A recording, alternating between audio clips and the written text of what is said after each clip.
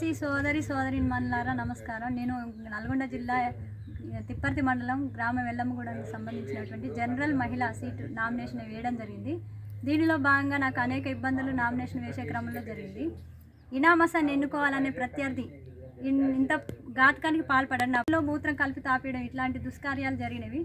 దానివల్ల మేము చాలా కుంగిపోతున్నాం.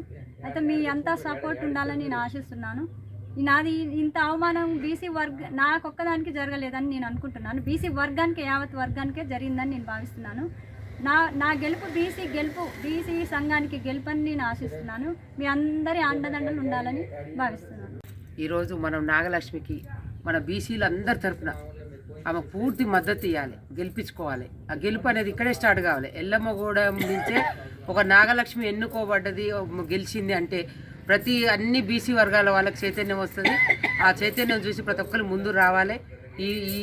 ఈ విషయాన్ని మనం అందరూ కలిసికట్టుగా నాగలక్ష్మికి మనం సపోర్ట్ ఇస్తే అన్ని రకాలుగా ఇవ్వాలి మనం.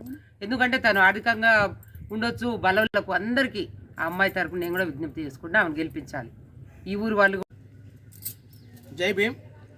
ఇక్కడ నల్గొండ జిల్లా తిప్పర్తి మండలం ఎల్లమ్మగూడెంలో నాగలక్ష్మి ఆమె అభ్యర్థిగా రాజ్యాంగం కల్పించిన హక్కుల కోసం ఆమె సర్పంచ్గా జనరల్ సీట్లో పోటీ చేయడానికి ముందుకు వచ్చింది సోదరి. అసలు గొప్ప విషయం.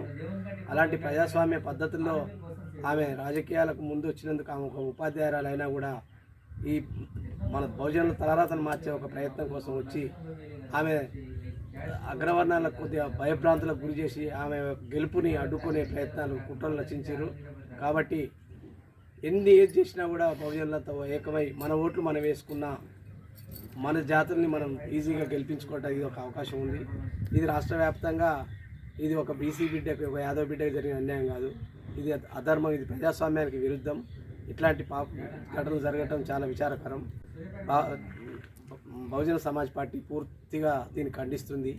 కాబట్టి ప్రజాస్వామ్యం ప్రజ్వరిల్లాలి, అంబేద్కర్ రాసిన రాజ్యాంగం వర్ధిల్లాలంటే అందరికీ హక్కులు రాజ్యాంగంలో కల్పించబడ్డాయి. ఆ హక్కుల ద్వారానే మన సమస్యలు పరిష్కరించుకోవాలి. ప్రజాస్వామ్యం బతికించుకోవాలంటే సామాన్యుడి నుంచి ధనవంతుల దాకా ఏకరీతిలో ప్రజాస్వామ్యం పాలన వర్గాలు కొనసాగాలని కోరుకుంటూ ఇక్కడ సోదరి ధైర్యాన్ని మెచ్చుకుంటున్నాం. ఒకటేంటంటే ఎవరికి భయపడకుండా తాను ప్రజాస్వామ్యం కొద్దిగా ఒక పీజీ లెవెల్ చదువుకున్నామే కాబట్టి ప్రజాస్వామ్యాన్ని తెలుసు. ఆ పద్ధతులలో ఆమె పోయింది కాబట్టి ఆమె ఎవరికి ఆమె తలపెట్టలేదు.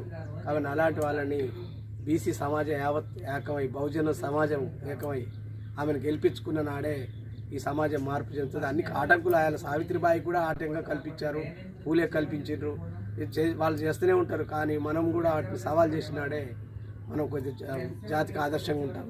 ఏం భయపడాల్సింది. ఎందుకంటే బహుజన సమాజ్ పార్టీ మీ వెన్న ఉంటుంది. రాష్ట్రం మొత్తంలో రాష్ట్రాధికారులు కూడా త్వరలో వస్తామని ప్రకటన చేశారు. కాబట్టి ముందుగా మేము మీ మనోధైర్యం కల్పించే ఉద్దేశంతో మేము రావడం జరిగింది. జై భీమ్. మీరు అధైర్యపడక కంటిన్యూ ఉండాలని, మీ గెలుపు కోసం కృషి చేస్తామని హామీ ఇస్తూ జై భీమ్.